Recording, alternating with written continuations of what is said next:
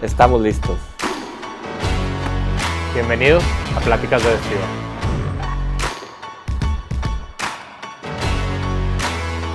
Mi gente, ¿cómo están? Bienvenidos una vez más a Pláticas de Vestidor. Aquí retomando actividades después del viajecito a Ciudad de México. Compadre, ¿cómo estás? Compadre, de regreso en el pueblo, mi gente. Aquí estamos y ni más ni menos que con un invitadazo. El caballero del micrófono, Roberto Gómez Junco. No sabía, pero gusto saludar a los compadres. ¿Cómo estás, Roberto? Bien. Muchas Mucho gracias. gusto estar con ustedes. Muchas gracias por estar aquí, por tomarte el tiempo. Y pues bueno, queremos experimentar todo esto que tú has traído durante muchos años al fútbol, al deporte, todo tu conocimiento. Y pues bueno, queremos empezar primero con en qué estás ahorita. Sabemos que estás obviamente en ESPN. ¿Cómo te ha tratado esto de, oye, vives en Monterrey, vas a México, los programas, tus compañeros? ¿Cómo se vive eso?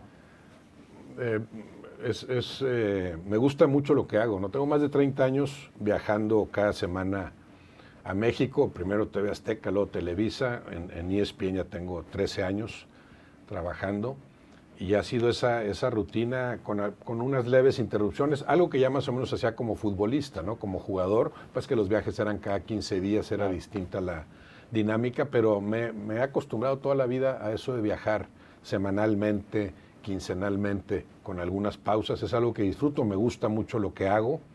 Dejé de jugar en el 88, muy joven, 32 años, y no es fácil cuando juegas 13 años en primera división, de repente ya no tener eso, no te das cuenta de los privilegios que tenías y que a lo mejor no aprovechaste como se debería, ¿no? Como suele decirse, hasta que pierdes algo entiendes el valor que tenía. Hay una pausa ahí, hay un vacío en el que no es fácil adaptarse, y durante 6 meses estuve pensando qué hacer.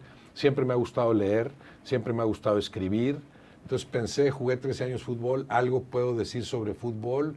Preparé 4 o 5 columnas y empecé, las llevé al periódico El Norte, y al mes me llamaron. Y empecé en enero del 89. ¿Y la fecha que sigue? Mi primera columna fue en un clásico regiomontano, 14 de enero, Rayados contra Tigres.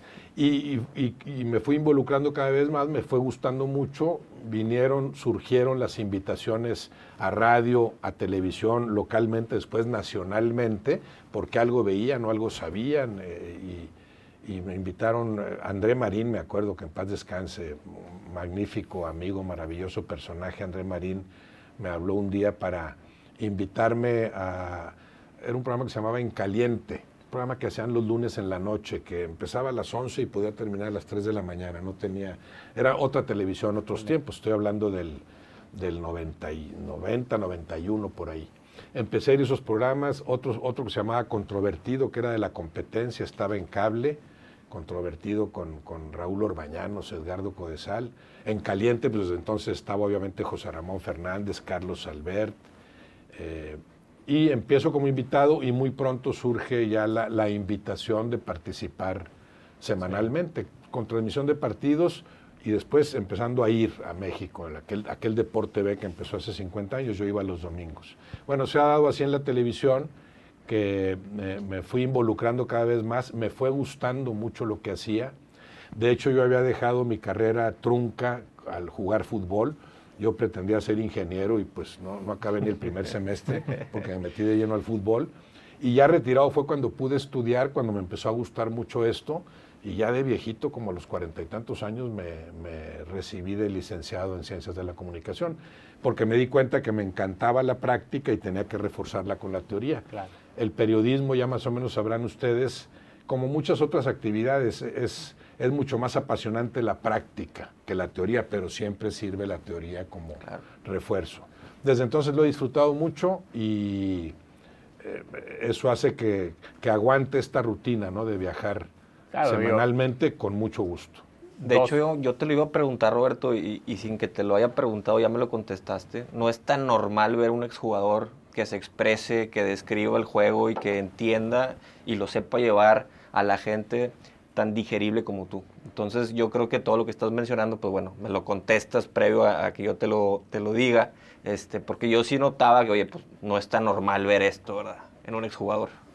El futbolista, eso ha mejorado, ¿eh? En la época en que yo jugué era todavía más bajo el nivel de preparación del futbolista, nivel promedio, nivel de escolaridad, nivel de cultura, nivel de capacidad para clarificar, para expresarse. Eso ha ido mejorando, pero sí, todavía no lo suficiente. Correcto. Todavía no lo suficiente. Yo creo que ahorita hay hasta programas dentro de los equipos, ¿no? Para poder tener esas pláticas con medios de comunicación, etcétera, como que los van preparando para eso, ¿no? Tratan de prepararlo, sí, porque cada vez es más importante la participación de los medios, ahora con las redes también, sí se necesita más asesoría. En mi época no existía eso, en mi época no te decían ni qué debías comer y qué no, como que cada quien tenía que asumir tomar sus propias decisiones y asumir las propias consecuencias, ¿no? Oye, digo, bueno, 12 años en ESPN, pues ya... Sí. Eso indica que todo ha ido bien. ¿Cómo son tus compañeros? Tienes a puro personaje de muy buen nivel, que entonces, digo... Pues más o menos, ¿eh? Hay uno que otro que no. Unos sí y otros no tanto. Sí, son 12 años y medio, sí, voy para 13 años. Ya más cerca de los 13. En septiembre cumplo 13 años en ESPN. Sí, es parte de lo que me gusta hacer, o sea, me entretiene. No con todos comparto la manera de ver el fútbol o de transmitir lo que piensas sobre este juego en particular, pero tienes que entender, eso te ayuda también a respetar a los demás, respetar las opiniones de los demás, siempre y cuando te mantengas firme en que respeten las tuyas, ¿no? No me gusta, por cierto, hablando de ese tema y metiéndonos a ese rubro, no me gusta la televisión deportiva que se hace actualmente, para nada. Yo que tengo 30 años ahí, te diré que hubo mejores tiempos. No me gustan los tiempos actuales. En todas las cadenas es mucho el a ver qué vende, cómo descalifico al otro morbo. Y si lo insulto mejor, porque entonces al día siguiente van a reventar las redes y luego ya se convierte en algo premeditado. ¿Qué hago para llamar la atención? En lugar de nada más prepararte lo mejor posible, decir siempre lo que piensas, sustentar con argumentos lo que dices, pero no pensar en que te van a ver más o te vas a hacer más famoso descalificando al de enfrente o insultando. Creo que mencionaste algo súper importante que estábamos platicando Walo y yo, que decíamos, es impresionante la calidad que se ve cuando la gente, por ejemplo en este caso en ESPN, la gente que le sabe, se pone a hablar serio de fútbol, hay un excelente nivel de información, de lo que platican, de lo que transmiten, se ve la calidad. Pero luego intentan, oye, ¿qué es lo que vende? Tirar el chicharrón, ¿no? El famoso chicharrón de, hombre, aquí a ver qué podemos hacer de grilla porque esto es lo que va a vender.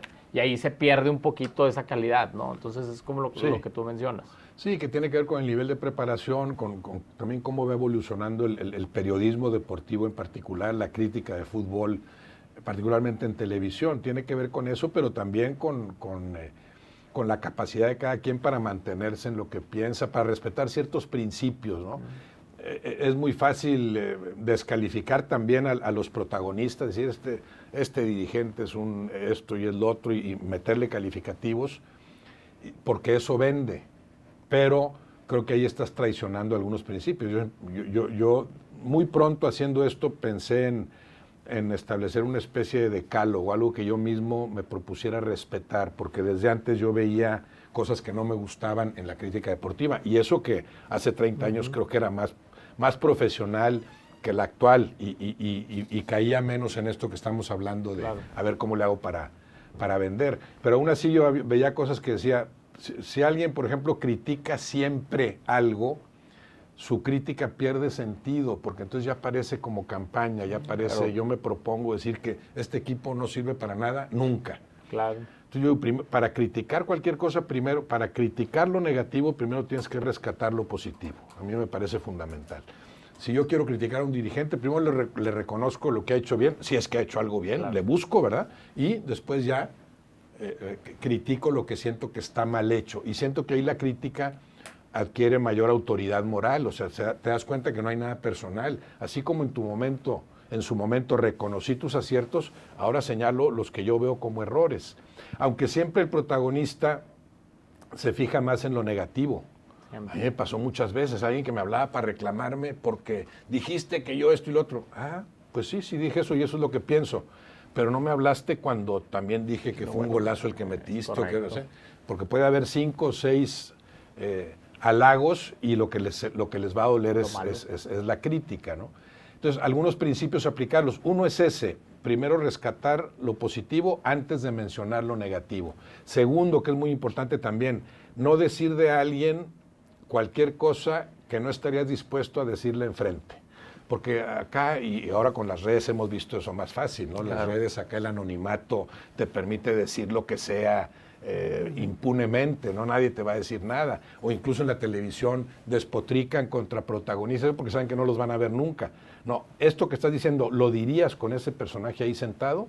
Si no, no lo digas, ¿no? Entonces, eso también trato de aplicarlo. No hay nada que yo haya dicho o escrito sobre un dirigente, un técnico o un futbolista que no estuviera yo dispuesto a decir enfrente, y muchas veces me ha tocado decirlo enfrente, ¿no? Importante. Y así aplicar algunos principios, no hablar con camiseta puesta, también eso vende mucho. Yo le voy al Monterrey, yo le voy a los Tigres, yo a las Chivas, yo a la América, yo odio a la América, yo odio a los Pumas, yo adoro a los españoles, yo adoro a los mexicanos. No ponerte camiseta ni defender ninguna bandera, simplemente ver el fútbol como es, como tú lo percibes, y tratar de explicarle lo mejor posible a la gente lo que está pasando en la cancha, lo que pasa en el fútbol, sin camiseta puesta, que no es fácil. Bueno, hoy en día vemos muy común lo que estás diciendo. No sé por qué se puso de moda los Rayados y los Tigres en un noticiero y es todos contra todos. Dices, sí, bueno, en Monterrey eso ha sido más claro todavía porque es la única plaza en la que existe una rivalidad a ese nivel. Podemos comparar con lo que pasa entre América y Pumas. Pero bueno, pues ahí está también el Cruz Azul en la Ciudad de México. Y la gran rivalidad del América es con Chivas. Un tiempo estuvieron el León y el Curtidores. Chivas Atlas. Puebla y Ángeles de Puebla pues no alcanzó a convertirse en ninguna rivalidad. Chivas y Atlas. Lo que pasa es que en el caso de las Chivas te dices, pues sí, mi rival es el Atlas aquí, pero mi verdadero rival está allá en la Ciudad de México. Entonces, en ese sentido, lo que sucede en Monterrey es muy especial, ¿no? La gente es muy aficionada, está muy metida, es muy regionalista también. No importa lo que pase con otros equipos, lo que importa son Tigres y Rayados. Y en la medida en que incluso en los medios se pone una camiseta o se pone la otra, pues vende más ese enfrentamiento. Algo que también ha proliferado a nivel nacional y que no me gusta a mí. Ya todo el que comenta presume que le va a Pumas, que le va a América, que le va a las Chivas, o que odia a este o que odia al otro, ¿no? Y también para mí eso hace que se contamine el comentario. Perdón que te interrumpa, pero hasta cambia al momento, no sé, si tú sabes que un narrador le va a cierto equipo, ya ves el partido y dices, no, pues este se va a echar puros comentarios a favor del equipo al que le va, ¿para qué? O sea, ¿cómo lo tomo en serio, no? Entonces sí cambia un poquito. Y bueno, ahorita metiéndome, que mencionaste el tema de las redes sociales, cómo se ha explotado en ese sentido de parte de los medios, queremos comentar contigo algo que está pasando y que creemos importante. Tu opinión de lo que está pasando con Javier, el Chicharito Hernández. ¿Cómo lo ves? Javier Hernández ha sido un futbolista en el arranque muy bien ubicado, muy consciente de lo que tenía que hacer para triunfar. Es increíble lo que hizo con Chivas. Primero hubiera sido líder único de goleo, terminó compartiendo el liderato de goleo porque se fue antes de que terminara aquel torneo. Muy bien manejado en aquel entonces el asunto por Jorge Vergara, de facilitarle la ida al Manchester United. Extraordinario lo que allá hizo, y ahí en esa etapa inicial siempre lo sentí muy bien ubicado. Me parece que después, no sé qué le sucedería a nivel personal, pero también relacionado con la decadencia inevitable de cualquier futbolista, no ha sabido manejarlo. Eso sí le ha faltado, manejar mejor su declive como futbolista, en la cancha y fuera de la cancha. En la cancha, bueno, ya sabes que no puedes hacer algunas cosas y te adaptas como puedes. Es un jugador ya de 37, 38, está muy bien. Para esa edad no es fácil a los 35 años seguir compitiendo a esos niveles, pero de todos modos tienes que entender que ya no tienes la misma capacidad goleadora, que tus virtudes no son las mismas. Y le ha faltado también acostumbrarse a ya no ser la gran figura, ¿no? No sé si tiene que ver con los cuates con los que se asesora o en las redes sociales. También entiendo que en ese sentido los tiempos han cambiado. en mi época no existía eso de que el futbolista está participando en las redes y tratando de generar polémica diciendo esto, diciendo lo otro. Y después, claro, si le entras a eso y no conoces bien los temas y no conoces bien el impacto que va a tener entre la gente lo que tú digas, pues te puedes equivocar, como creo que se equivocó recientemente. Eso yo lo digo muchas veces con amigos o con la familia. Esto que estamos platicando es distinto si hay una cámara, es distinto lo que yo les voy a decir a ustedes en confianza. Y no es porque finjas cuando hay cámaras, no. Es porque tienes que entender que tu mensaje va a mucha gente, a gente que no conoces, a gente que tal vez no va a digerir o no va a asimilar o no va a interpretar adecuadamente lo que estás diciendo, como lo haríamos entre amigos, ¿no? Claro. Entonces a veces él, por hacerse el muy campechano y el muy habla como si estuviera entre amigos. No, es que lo que estás diciendo según tú entre amigos, pero que sabes que te están grabando, le va a llegar a mucha gente y cada quien lo va a procesar distinto. Ahí adquieres, creo, otra responsabilidad. Que eso sucede en cualquier programa de televisión o cuando tienes un micrófono. Lo que tú estás diciendo ya llega más lejos. En ese sentido, sí creo que le falta a Javier Hernández una mejor asesoría. Sin duda. Oye, Roberto, volviendo con Rayados y Tigres, yo sé que allá en ESPN, siempre cuando hay un juego de Rayados o Tigres que analizar, siempre voltean contigo. Roberto, ¿cómo lo viste? Seguramente por lo aterrizado que estás en la ciudad y empapado y demás. En mi manera personal de ver las cosas, Roberto, creo que de a lo mejor 6 meses, un año hacia acá, dejaron de ser protagonistas en liguilla como venían siéndolo anteriormente. Siempre, bueno, recordamos al Tuca Ferretti con Tigres, Vucetich, Mohamed en Rayados. Veíamos equipos un poquito más protagonistas en la liguilla. Ahora vemos pues, el América, el Cruz Azul, Toluca. Sí veo yo un rezago de los equipos regios, no para llamarle crisis, obviamente, pero sí creo que dieron esos bandazos a lo mejor a nivel directivo que fueron impactando, permeando hacia abajo, que no se han logrado los resultados que estaban acostumbrados. ¿A qué crees que se deba? No, yo creo que son altibajos normales con el nivel de competencia más elevado. Eso yo lo distingo, lo distingo muy bien porque yo cuando empecé con esto, empiezo en enero del 89, y ahí me tocó una época, fueron más de 15 años yo creo, o sea, me brincaría del 89 que yo empecé como aspirante a periodista deportivo al 2004, ahí hablaríamos de 15 años, de 2 equipos regiomontanos de la mediocridad para abajo. Sí, claro. Y de hecho a mí la gente me reclamaba, es que tú nada más criticas a los, pues que no los critico, es que no sirven para nada. ¿Por qué te voy a decir que sirven? No había nada bueno que rescatar. Si uno acaba de terminar en el 11º y el otro en el 14º. Si el tema aquí semestral es quién ganó el clásico.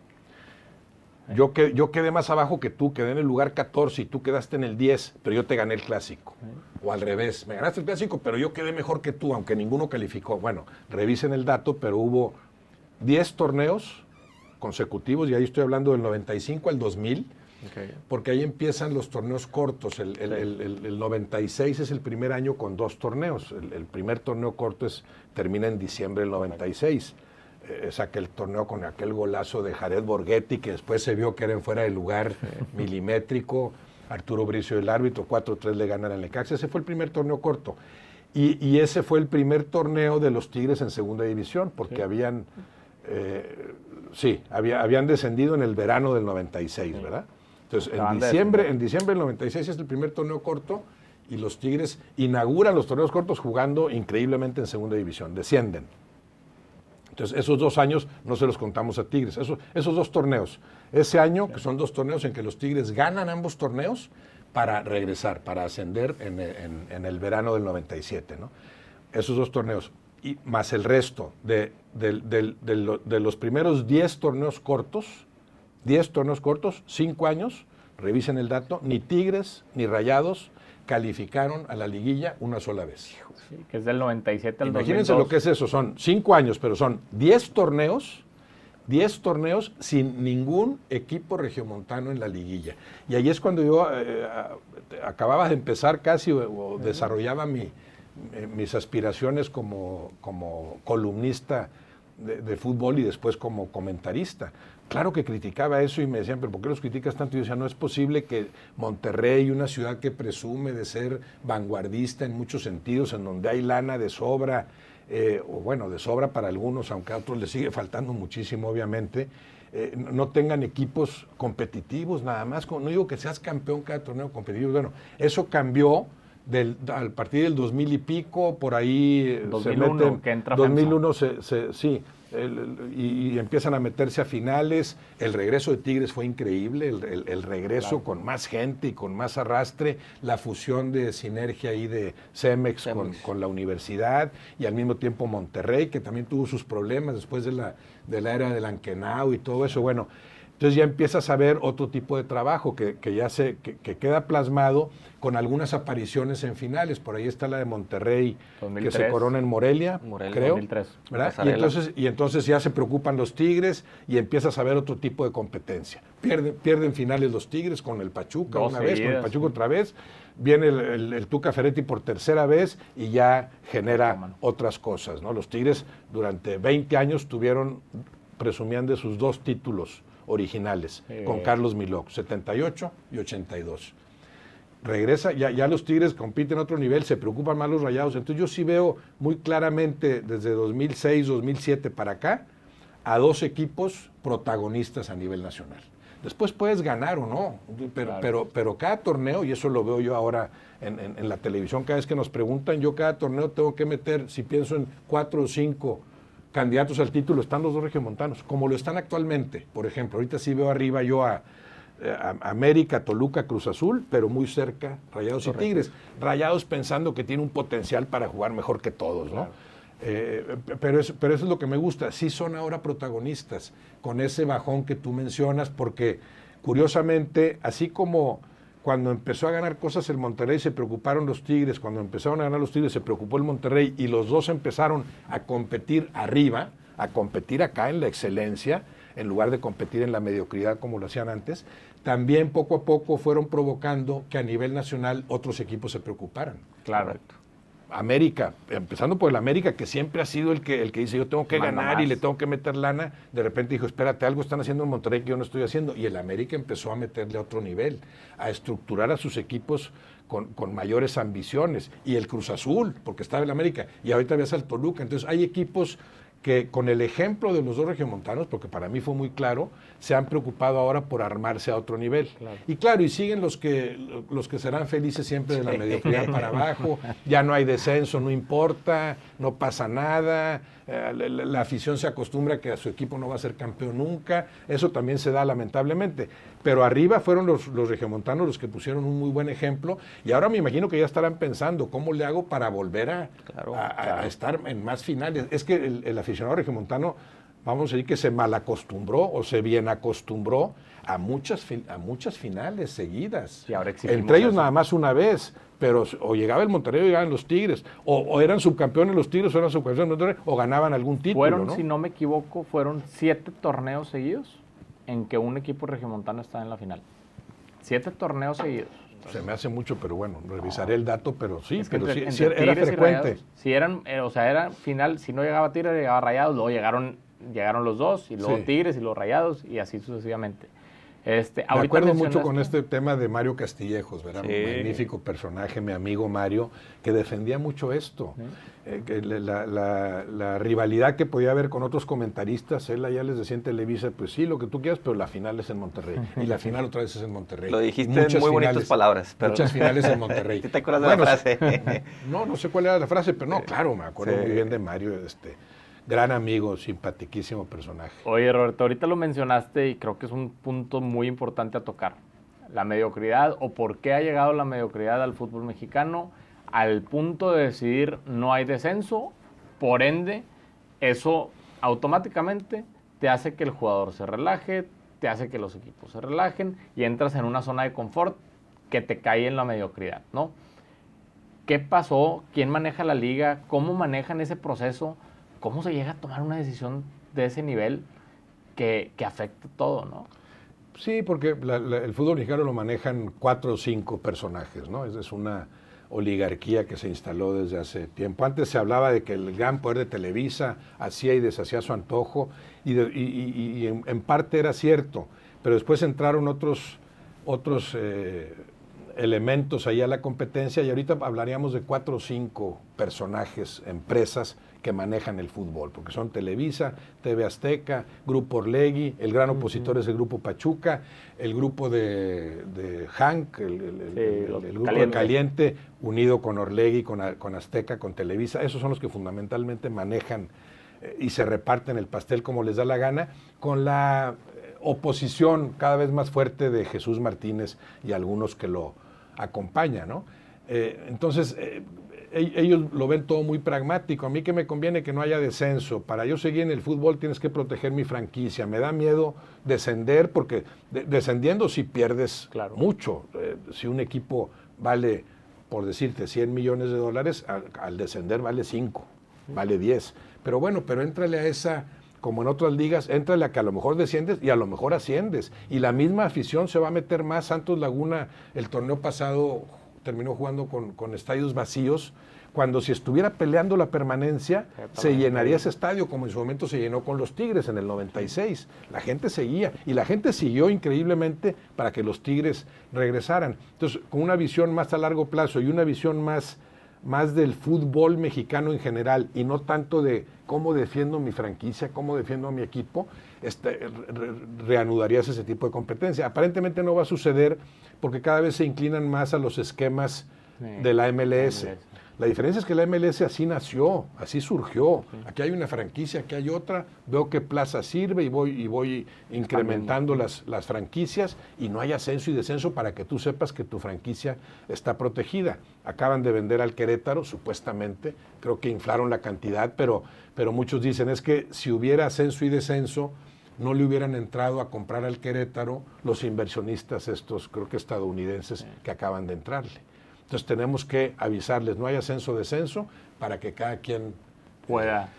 Pero con eso, ¿qué haces? Inhibir el crecimiento de muchas plazas y de muchos futbolistas. Los futbolistas yucatecos que aspiraban a algo, pues ya no tienen lo que tendrían si permites que haya ascenso y descenso, que de ahí ascienda un equipo, y en Sonora otro, y en Irapuato, y en Veracruz, y en tantas plazas que podrían calificar como de primera división. Está claro que como negocio, que ellos lo ven así, como negocio, pues son unos monstruos para hacer negocio, ¿verdad? Porque traen... Más o menos. Sí, yo no estoy tan de acuerdo. Pues es que no, pero luego salen y dicen, oye, traigo un inversionista gringo que quiere meterle tanto a la Liga MX, porque la Liga MX es muy buena para patrocinarse. Entonces ahí dices, oye, pues, ¿por qué se están fijando en la Liga MX cuando detrás estás matando el fútbol?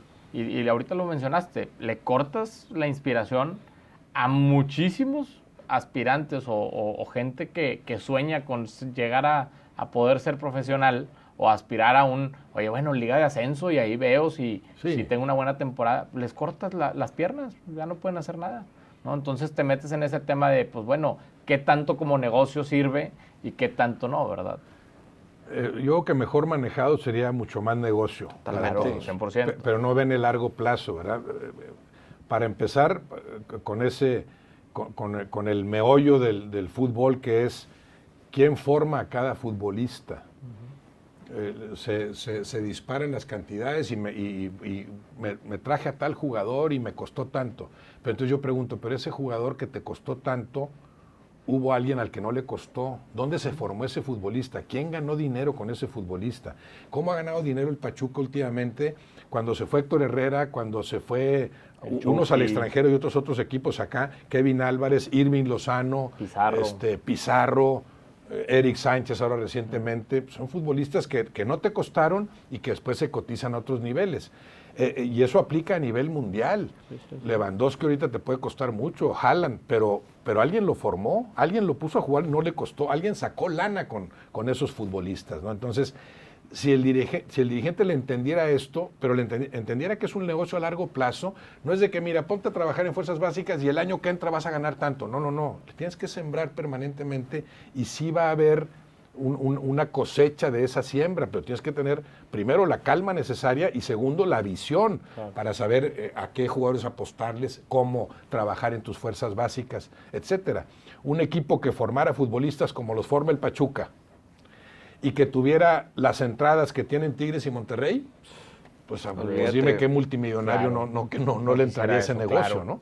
Si Tigres y Monterrey parece que han conseguido sendas directivas, que ya sea un negocio sustentable o por lo menos autosuficiente, imagínense si produjeran futbolistas al nivel de lo que hace el Pachuca. Pues no habría mejor negocio. Claro. Pero nos han vendido mucho en el fútbol mexicano la idea de que los dirigentes son como damas de la caridad, estamos para ayudar, no nos interesa el dinero, ¿no? Por supuesto que les interesa. El problema es que les interesa el dinero del corto plazo y que no vean que a largo plazo, mejor manejado el negocio, les puede dar mucho más lana, empezando por ese pastel que se reparten, pero que deciden 3 o 4. Si ese pastel tú lo amplías así, el negocio es de otro nivel. Lo que pasa es que esos 3 o 4 ya no pueden decidir.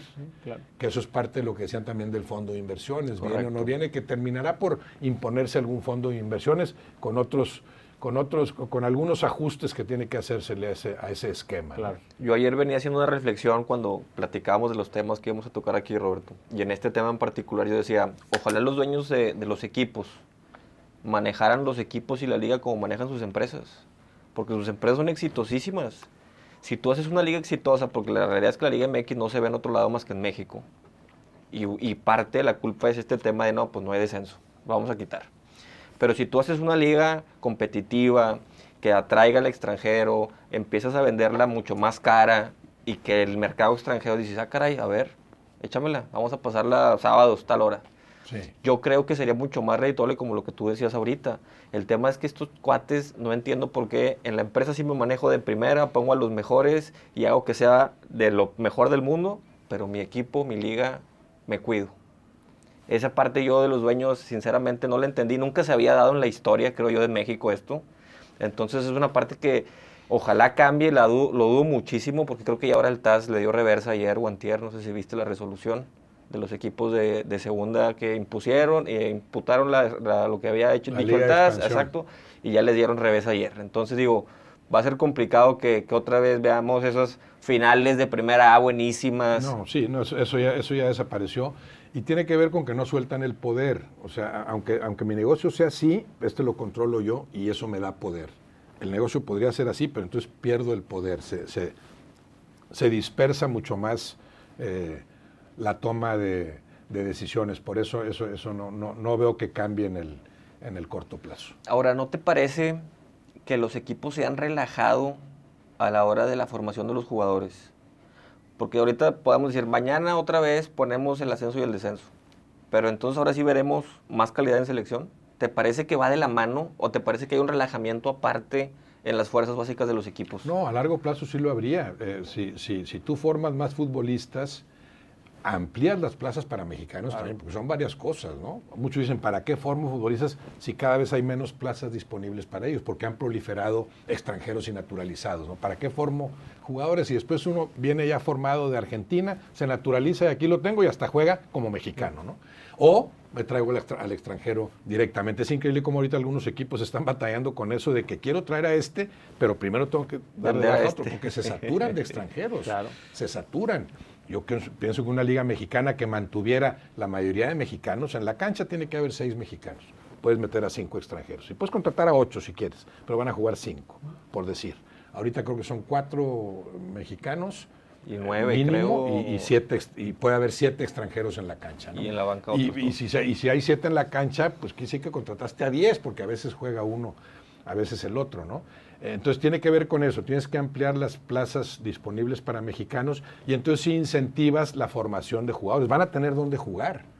Si no has encontrado el caminito, como sí lo ha encontrado Pachuca últimamente, o más o menos el grupo Orlegui también, que forma jugadores y tiene a dónde mandarlos, además con lo que se han metido allá en el fútbol de España, que puede ser una vía muy saludable, pero si no tienes ese caminito, ¿cómo vas a trabajar en fuerzas básicas y a formar más futbolistas si sabes que después no van a tener dónde jugar, sí, o van a tener muy pocos espacios disponibles? Pero todo esto tiene que ver también con eso de no soltar el poder. En las transmisiones de televisión es muy claro. Si la liga se vendiera como un todo, tú dices, aquí está la Liga MX y cuesta tanto, y la transmite el que quiera. Ahí no hablo de exclusivas. ¿Quieres transmitir la Liga MX? Pagas tanto. Tienes derecho a estos partidos. No. Se vende por equipo. El ingreso sería a otro nivel. Aquí no es por equipo porque ya Televisa se arregló con esto, TV Azteca o los participantes que le han entrado, el grupo caliente, ese tiene este equipo, tiene el otro, no sé qué. Los acaparan. No se vendería a otro nivel la Liga como un producto único, decir, aquí está la Liga MX y transmítela, como sucede en España.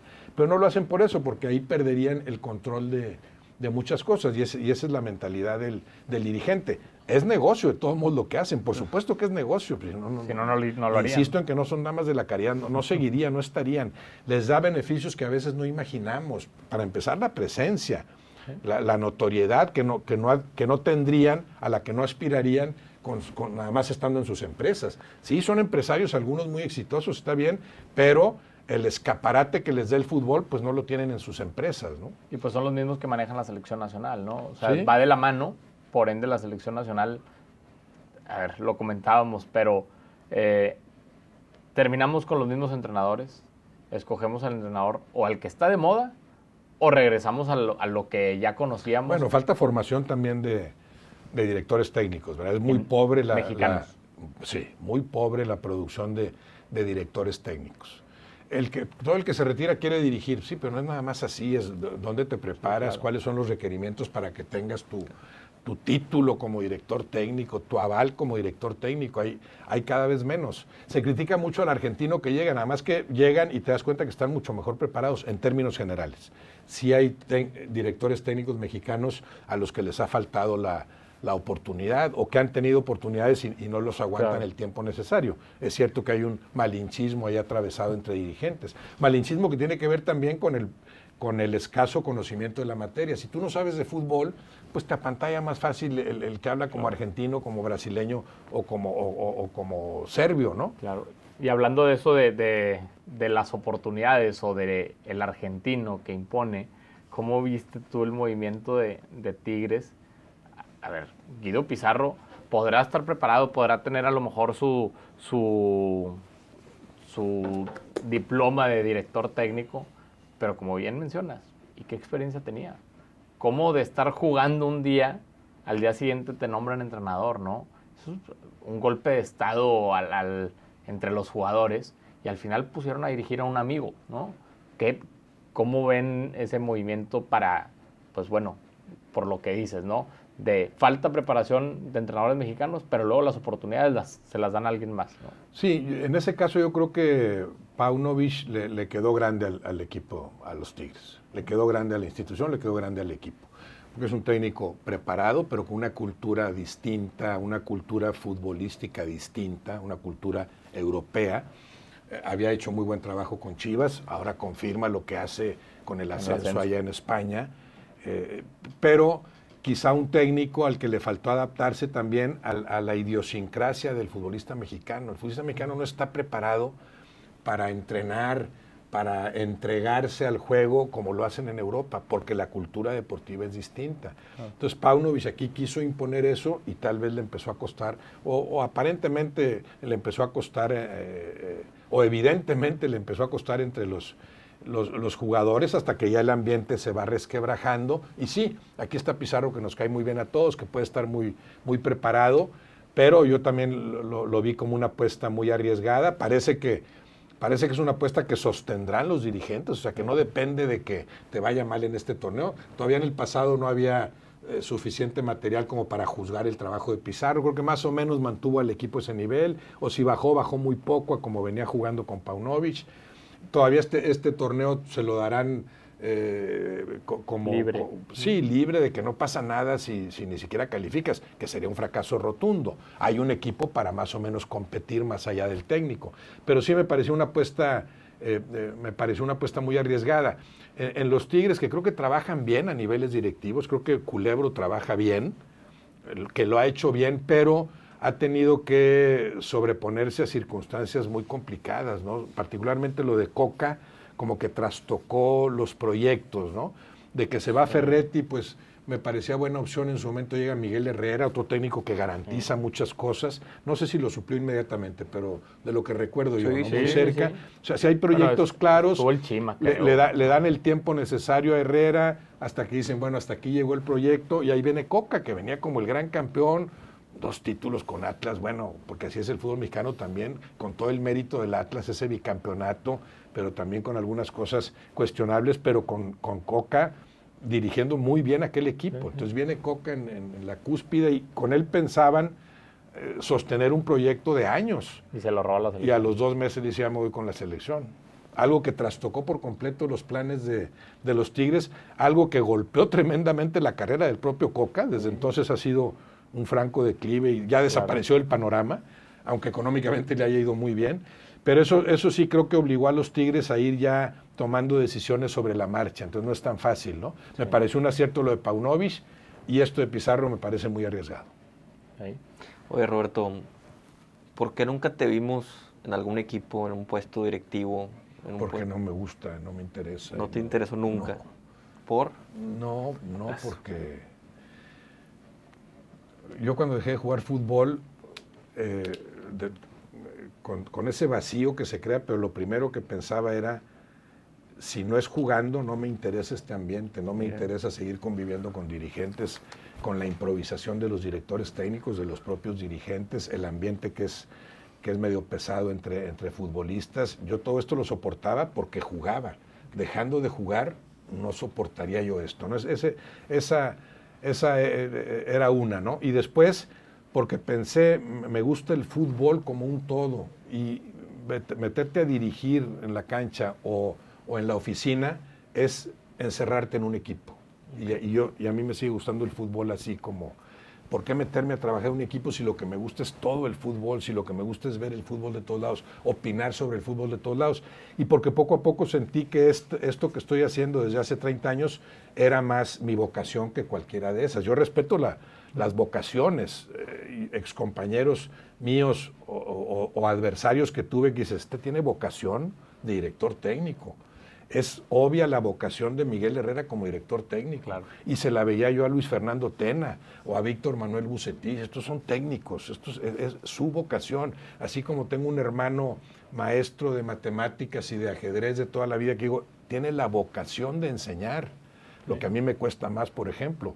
Y yo no sentí nunca la vocación como director técnico o como dirigente. Y cuando empecé a hacer esto, dije, esto no sé si tenga vocación, pero esto sí me gusta, esto lo disfruto. Claro que la tienes. Y luego la gente habla de eso, es que ya estás en la zona de confort, ¿por qué no asumes el reto de entrarle a la directiva de Tigres, de Rayados Pero ¿qué quiere decir?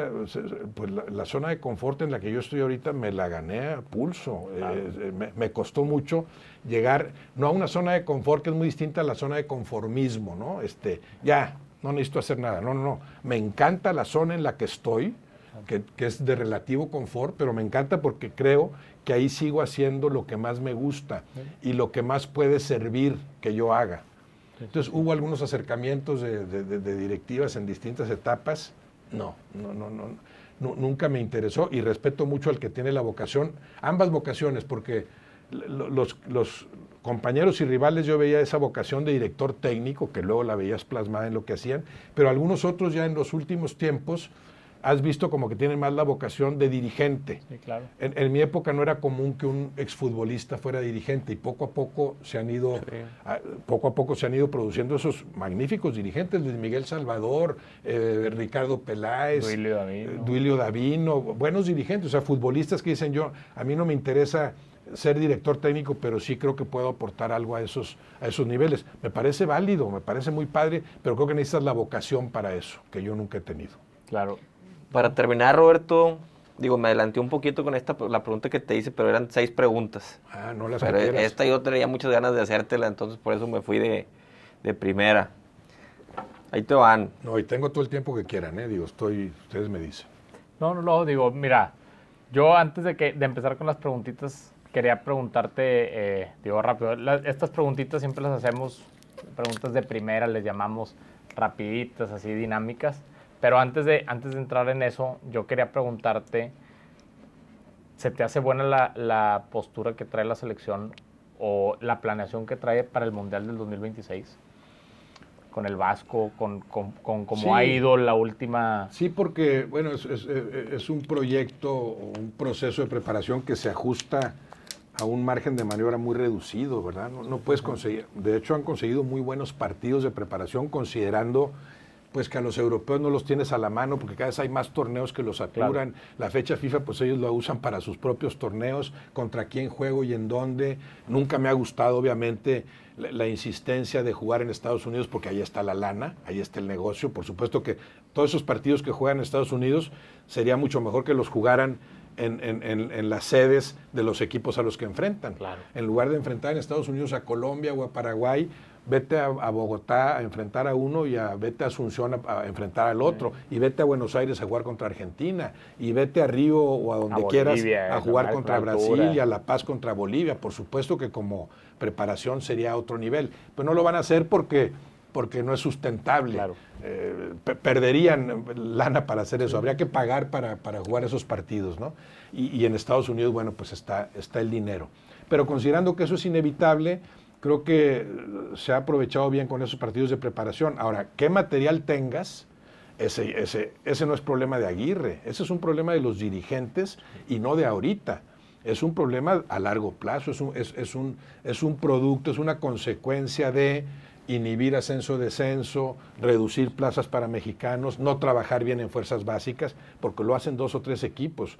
Si de los 18 equipos trabajara bien la mitad, el fútbol mexicano sería otro. Si la mitad de los equipos trabajara como trabajan en fuerzas básicas Pachuca, Santos Laguna, a veces el Atlas, a veces las Chivas, el nivel sería otro. Los Pumas han dejado de trabajar, de producir futbolistas como antes lo hacían. Entonces, esto que vemos del material futbolístico reducido tiene que ver con varios años de decisiones equivocadas, de ver nada más el negocio del corto plazo.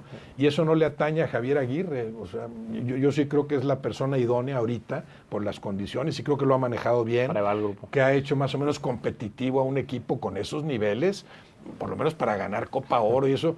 No le veo los alcances como para aspirar a una Copa del Mundo sobresaliente, pero sí creo que le podría alcanzar para una Copa del Mundo como las anteriores, a lo mejor que la de Qatar, en realidad fue un golecito que faltó para hacer lo mismo que habían hecho en 7 Copas del Mundo anteriores. Habría que modificar muchas cosas desde su estructura en el fútbol mexicano, bueno, desde el trabajo en el fútbol amateur. Hablamos mucho de los profesionales, pero a nivel amateur, ¿cómo está el fútbol en México? ¿Cómo está de organizado? El chavo que destaca a nivel amateur, ¿en qué momento encuentra el cauce adecuado para seguir desarrollándose como futbolista? Tendrías que modificar muchas cosas acá abajo de la pirámide, claro, para que la parte alta, que es la más alta, que es la selección mexicana, fuera de mayor calidad. Pero eso es a largo plazo. De aquí a la Copa del Mundo creo que están haciendo las cosas bien, dentro de lo que cabe. Me pareció muy alentador el surgimiento de Marcel Ruiz y de Gilberto Mora. Distintas etapas, ¿no? Marcel Ruiz es increíble la madurez que ha alcanzado. Mora me sorprendió. Yo decía, pues no metas nada más porque metes al chavo que no tiene ni 17 años. Bueno, respondió. Entonces, si encuentra 2 o 3 más de ese nivel Aguirre en distintas posiciones para establecer la competencia interna adecuada, porque no digo que esos 2 van a ser solución en medio campo. A lo mejor ninguno es titular. A lo mejor ninguno termina siendo titular. Le veo más probabilidades a Marcel Ruiz en ese sentido. Pero si encuentras 3 o 4 más elementos así que no conocemos, como no conocíamos a Gilberto Mora hace 6 meses, pues puedes revitalizar un poco esa competencia y dar un brinquito ahí. Te lleva la tendencia aún de no así, me puedo quedar fuera. Sí, aún así veo muy difícil el asunto como para competir con las grandes potencias. Sí, no, claro. Digo, yo creo que a lo mejor estoy pecando de malo, Roberto, pero creo que la selección podría jugar mejor con otro técnico. Yo creo que no, pero sí. ¿Tú crees que no? No. Yo lo que veo con Javier es que de la parte de atrás en el orden ganó mucho, pero con la pelota creo que les está faltando un poquito más ahí arriba. A lo mejor es una parte de vamos poco a poco, ¿verdad? Sí, nunca se ha distinguido como un gran estratega, ¿no? Es más de convencer al futbolista, comprometerlo, motivarlo, disciplinarlo. Con Javier Aguirre ya se ha visto mayor disciplina. Andas en la fiesta, no sé, a lo mejor no regresas a la selección. Dijiste tal cosa, a lo mejor no regresas a la selección. Pero si regresas va a ser comprometido. Tienes que entender el privilegio de ser seleccionado. Eso lo ha hecho muy bien. Sí, no es un gran estratega, pero se supone que en la selección ya llegan los futbolistas, llegan los mejores, los que tú eliges como los mejores, con todo eso dominado, ni modo que le diga a Marcel Ruiz, oye, para parar la pelota mejor hazle así. Sí es cierto que podría aportar más en el funcionamiento colectivo. Está bien, ya sé cómo juega cada uno, cómo los aprovecho, cómo canalizo esto, dónde acomodo a cada quien. Puede ser, pero no veo que con otro técnico fuera distinto el trabajo, o fueran mayores los alcances. ¿Ves la materia prima que con el que fuera? Sí, con el que fuera está muy limitado, similar. como ha estado siempre también, Okay. O sea, somos muy dados a, es que antes todo estaba mejor. Pues eso yo lo veía desde recién retirado yo, ¿verdad? Sí. A los 5 años de retirado yo, mis compañeros que también se habían retirado decían, no, hombre, hace 5 años sí jugábamos, estos no tienen ni idea nosotros. ¿Te acuerdas cómo jugábamos hace 5 años? Y yo siempre les decía, pues jugábamos peor. Porque simplemente físicamente sí.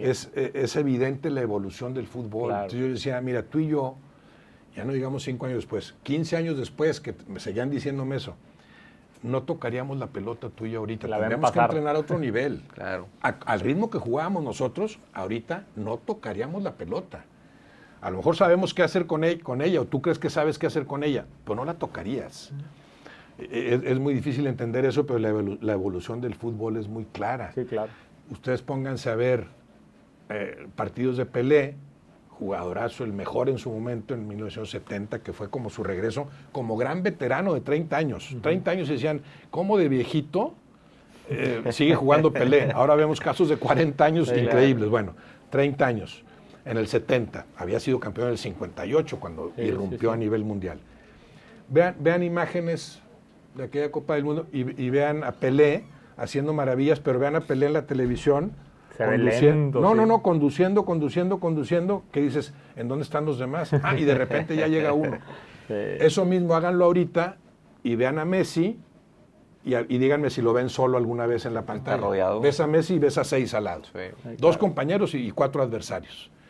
Es otro fútbol. 100%. Por eso lo de Messi para mí tiene un mérito extraordinario. O sea, es el jugador que más alto se ha mantenido durante más tiempo a nivel de clubes y de selección en un fútbol mucho más competido, mucho más competitivo. Me parece admirable lo de Cristiano como goleador, pero nada que ver como jugador con Messi, ¿no? Pero tiene que ver esto con la evolución del fútbol. Es un fútbol muy distinto. Claro. Destacar actualmente al nivel que destaca Messi o al nivel que ha destacado Gignac en el fútbol mexicano es mucho más difícil que lo que era antes, ¿no? Sí. Porque cada vez se juega mejor, porque cada vez hay una mayor exigencia física. ¿Pero no te parece que había más calidad hace 2, 3 mundiales en la selección? O sea, Giovanni, Vela... Es que nos acordamos de algunos ejemplos. Giovanni, lo único, vamos a decir, lo sobresaliente que hizo fue con selección. Sí. Nunca pudo a nivel de clubes consolidarse. Y queda como inolvidable aquel golazo en Copa Oro, ¿no? Obviamente. Correcto. Sí, y Vela, jugadorazo. Pero cuando comparamos el fútbol actual con épocas pasadas, lo que hacemos automáticamente es recordar a los grandes futbolistas de antes, siempre en su mejor momento y como si estuvieran juntos. Hey. Me dicen, oye, no, hombre, pues que Raúl Alonso Jiménez, pero ¿te acuerdas antes cómo estaban Hermosillo, Luis García, Hugo Sánchez, Luis Flores, Ricardo Peláez? Y me mencionan a 6 o 7 y les digo, pero ¿cuándo estuvieron juntos? ¿Cuándo compitieron entre claro. ellos? Luis Miguel Salvador, centro delantero, ¿cuándo compitieron todos ellos así? Cuando Hugo Sánchez vino en el 86, pues ya sabían que iba a jugar Hugo Sánchez y nada más, no había competencia. Cuando Hermosillo, otro estaba en su mejor nivel, pues era Hermosillo. ¿Cuándo te acuerdas que había una duda de que si va a iniciar Hermosillo o va a iniciar Luis García? No, porque los momentos de cada uno fueron distintos. De hecho, en ese sentido, en la actualidad, la selección mexicana para mí tiene ese caso inusitado de Raúl Alonso Jiménez, Santiago Jiménez y Henry Martín. Y ahora parece que Sepúlveda quiere competirles. 4 centrodelanteros que sí compiten en este momento. Con Raúl Alonso Jiménez claramente por encima, claro. ¿No? Sería ahorita el titular indiscutible. Pero entonces, ¿y te acuerdas cuando jugaban Tomás Boy, Manuel Manso, Benjamín Galindo, Cuauhtémoc? No, ya me sigues mezclando porque esos no jugaron juntos para empezar, ¿verdad? Algunos de ellos no jugaron juntos. O el apogeo de unos no coincidía con el de otros. Okay. Entonces, sí es cierto que ha habido muy buenas selecciones. Me gustó mucho la del 98, me gustó mucho la primera fase de la del 2002. Es que esa no pensamos en selección porque luego pierden con los estadounidenses, pero fue una primera fase maravillosa con aquel golazo de Jared de cabeza ante los italianos, un partido en que fueron mejor que Italia, aquel partido que empatan, terminan como líderes de grupo. Me gustó lo del 14, que estuvieron a 5 minutos de jugar contra Costa Rica ese quinto partido, lo que hubiera producido el primer semifinalista concacafquiano en la historia, ¿verdad? Porque hubiera salido a fuerza uno de ellos. Me han gustado algunas selecciones, es cierto, pero que yo recuerde a aquellos grandes futbolistas que había y que ya no hay, me parece caer en ese romanticismo que suele ser un tanto falso, ¿no? A muchos jugadores les digo, no es que fuera mejor el fútbol de antes, es que añoras lo que tú eras entonces. Sí. Tú eras parte de ese fútbol te incluía. Como ya no te incluye, no sirve para nada. Y sigue sucediendo eso. Los jugadores que nos retiramos hace 30 años, hace 20 años ya hablábamos de eso, y ahorita y el que se retiró hace 5 años ya empieza a decir, no, nosotros sí jugamos.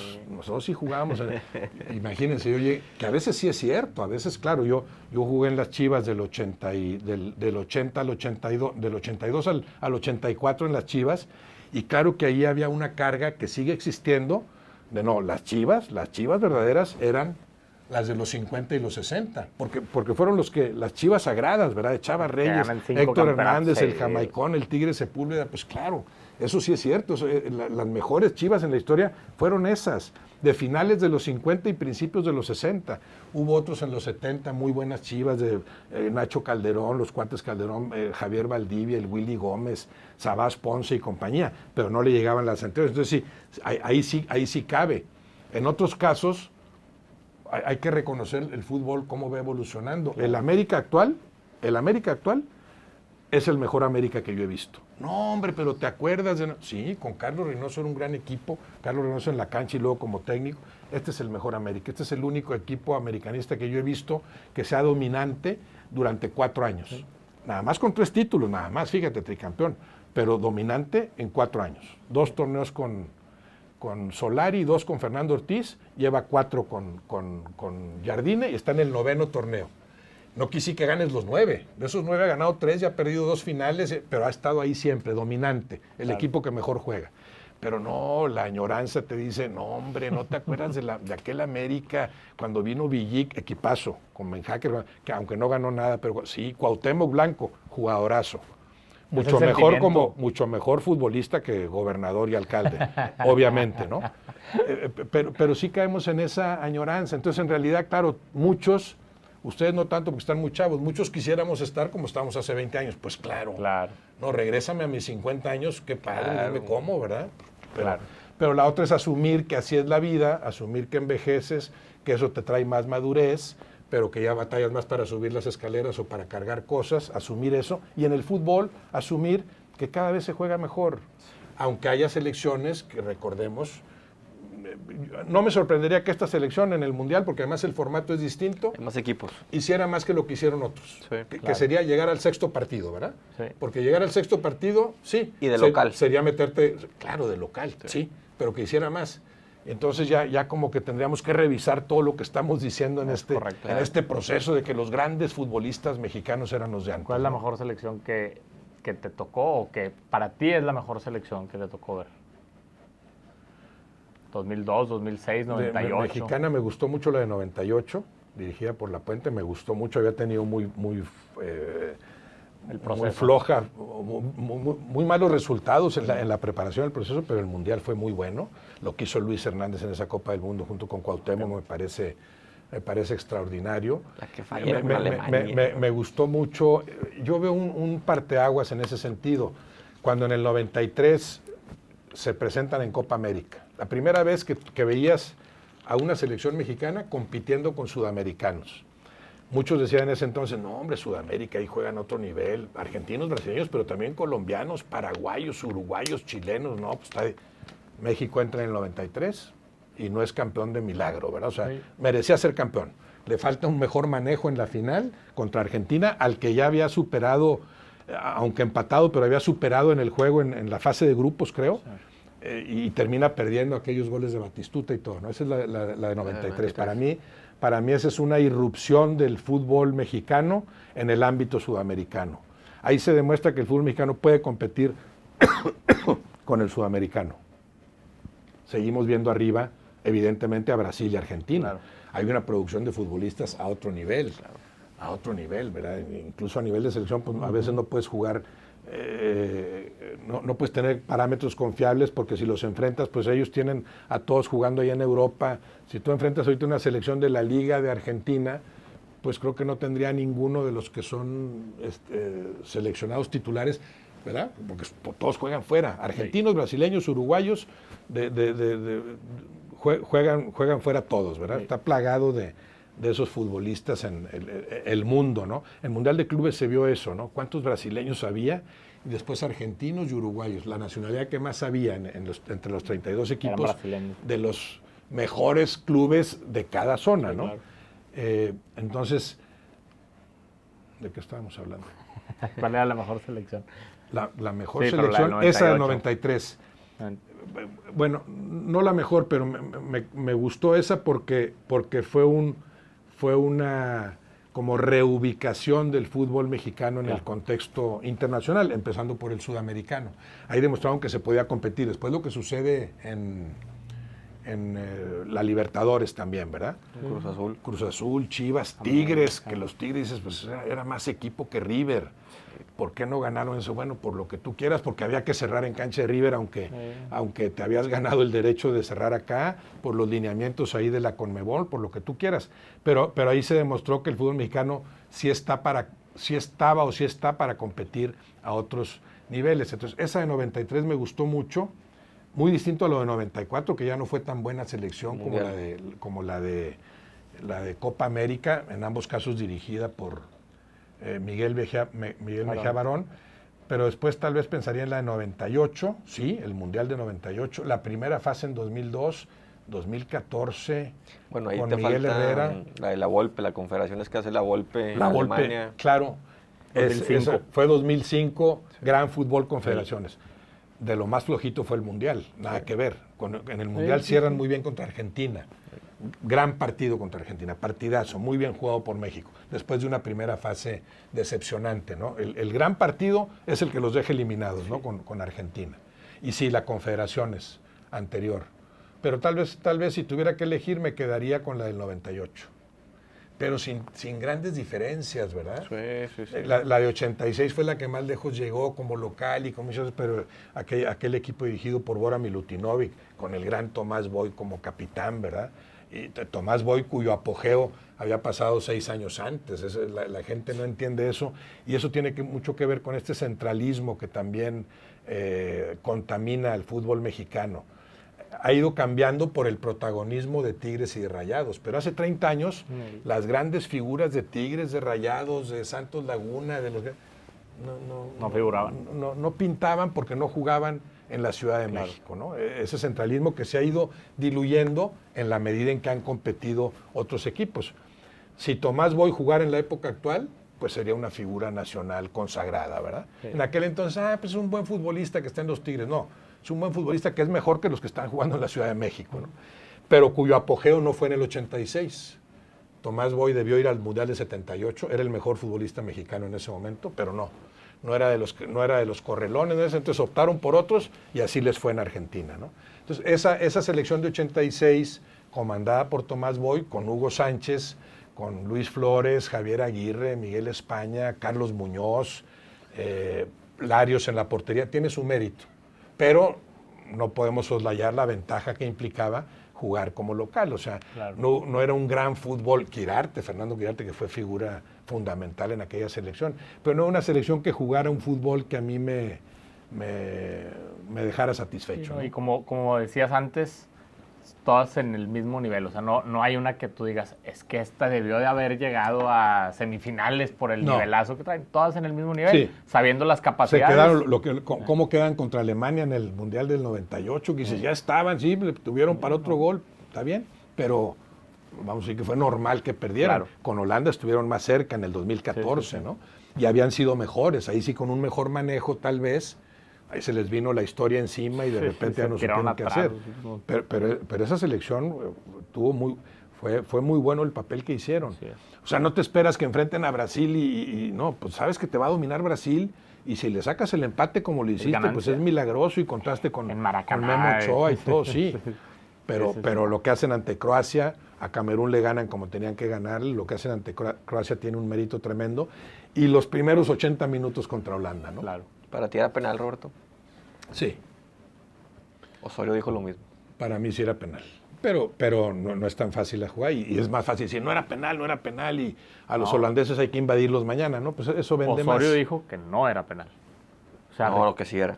que no era. Ahí lo checamos, productor. Luego lo dijo que sí checamos. era. Ahí después revisa. No, para mí sí era, pero no es una jugada tan clara. Que lo pisa aquí en la punta. Se habla mucho de ese penal y para mí sí era. Error bueno, era. de destiempo, de Márquez, ¿verdad? Pues llega un poquito tarde. Pues es penal, llegaste tarde. No tiene que haber premeditación ni mucho menos. Otro Claro. penal del que se habló mucho y se seguirá hablando, que para mí también estuvo muy bien marcado, fue el de Codesal en la final de Alemania-Argentina. La final de, ¿qué mundial fue ese? Final del 90, ¿no? 90 Alemania-Argentina. Alemania-Argentina. Alemania era un equipazo, era el mejor. Y se le cuestiona mucho a Codesal porque terminó 1-0 La definió, con ese esa- penal. Para mí bien marcado, pero también de esas jugadas que... Muy polémica. Yo pienso que ambas, esa de Rafa Márquez con los holandeses, sobre Robben, y la de... Que también Robben, claro, que exagere, eso sí, Claro. vende muy bien esas jugadas, jugadorazo, y sí vende bien sus clavados. Pero ahí lo puedes amonestar si quieres, pero el penal existe. Penal lo marco porque hay contacto, pero además te amonesto a ti porque exageraste. Eso no he visto un árbitro que lo haga. Nunca he visto Y eso. podrían hacerlo reglamentariamente. Claro. Si es penal, sí te cometieron falta, pero después actuaste, exageraste, y ahí está tu amarilla para que no seas payaso. Eso es otra Nunca cosa. se ha visto eso. Pero esos dos penales, sí, el de la final de Alemania-Argentina en el 90 y el de Rafa Márquez acá, creo que si ambos pasaran por el VAR, porque el VAR se ha modificado las cosas. Sí. Las ha modificado a tal grado el VAR que ya en cualquier partido y en cualquier jugada dices, ¿dónde está el VAR? ¿Cómo que no hay VAR? Tardaron en ponerlo en el fútbol femenil, que me encanta cómo ha crecido el fútbol femenil en México, por cierto, me encanta cómo las mujeres juegan cada vez mejor. Y ya las ves con VAR, porque ya un partido sin VAR sientes que fue como en la prehistoria, ¿no? Pero ¿cómo jugaban antes sin VAR? Se equivoca el VAR, pero por cada error del VAR hay 10 ocasiones en que enmienda errores que se hubieran quedado ahí. Muchos partidos se hubieran cambiado con el VAR. Muchos partidos hubieran sido distintos en Copas del Mundo. Bueno, creo que estas dos jugadas en particular de las que hablamos, si pasaran por el VAR, se marcarían penal. ¿Te gusta la forma operativa del VAR? O sea, que se revise todo lo que tengan duda ahí arriba. ¿O te gustaría más como NFL de retar alguna jugada? No, me gusta que se revise permanentemente, pero que no necesariamente intervenga, que no necesariamente interrumpa. Okay. El árbitro a veces va y revisa en un monitor que es muy incómodo. Nosotros sabes que transmitimos, decimos, pues este monitor, no lo ves igual que como lo estamos viendo nosotros cómodamente en nuestra casa con la pantalla adecuada, ¿no? Entonces, ¿por qué no el VAR? Ese sí fue gol, pita gol, anúlalo, expulsa a este cuate, ya rápido. Entonces, ¿no? Y que nomás haga una seña, pero además a mí ni me reclamen, nomás mira, allá, roja. Claro. Entonces ya está, las reclamaciones cambian, ¿no? Claro, ya me Que avisaron. así. Pues que los árbitros son los que se oponen mucho a eso, ¿no? Entonces yo que no, tú vas a pitar, Les quitan peso. pero va a haber cosas que te van a decir porque no las puedes ver. Claro. Y ahí hay 6 cámaras. Y expertos también, igual que tú. Hay un experto igual que tú y hay 6 cámaras y te van a decir, amonéstalo, esa es falta. Sí salió marca saque de banda, pero acá, sin que nos enteremos. Sí. ¿Cómo empezaron? Bueno, nada más participa el VAR en jugadas de penal, expulsión, gol, el famoso PEGI, ¿verdad? Sí. Penal, expulsión, gol, incidente no visto, fuera del lugar, sí, todo eso, ¿verdad? El gol vale o no vale, pero si lo hicieras mejor, automáticamente el árbitro acá, pero el árbitro dice, pues yo no pito. No, sí pitas, pero jugadas te van a decir, saca la roja ya, no pierdas tiempo. Sí, regrésate con el jugador al que le acaba de sacar amarilla, regrésate y dile, arriba, me dicen que es roja. Claro. Creo que a eso va a llegar el fútbol, a eso va a llegar, ahí estaría mejor utilizado el VAR. Pero muy criticado el VAR, pero no entienden cómo ha reducido el margen de errores en el fútbol. Cada vez es más difícil que un equipo se corone campeón o le gane al otro por un error arbitral. Sigue habiendo cosas cuestionables porque son de criterio, con todo y el VAR. Claro. ¿Es penal o no es penal? Esas jugadas que mencionamos las puedes ver 40 veces y 20 dicen que no es penal y 20 que sí. O 30 dicen que no es penal, que ahí tampoco llegas a la verdad por mayoría de votos, ¿no? Pues es cómo percibes la jugada. O si haces una encuesta, pues también hazla en Holanda, ¿verdad? Claro. A ver qué piensan en Holanda, si fue penal o no. Claro. Y así como aquí se quejan los argentinos de aquel penal de Codesal, preguntan a Alemania qué pensaron, si era penal o no, ¿verdad? Que no es fácil. Esto de hablar con camiseta puesta o no, ¿verdad? Te traigo una jugada más fresca para toda la gente rayada. ¿Fue penal o no la del Tecatito ahora contra el Borussia? Clarísimo penal. Clarísimo, ¿no? Ese es de los errores que no entiendes del VAR. Está el VAR. Se ve el empujón claro, o sea. Yo en primera instancia dije que está exagerando Corona. No me di cuenta en primera instancia. Entonces entiendo que el árbitro tampoco se había dado cuenta, aunque la responsabilidad de él es estar muy bien ubicado y medir bien la jugada, pero entiendo que no la haya visto con repeticiones. Entonces ahí dices, no, pero el VAR sí está viendo esto. ¿Cómo no va a ser penal?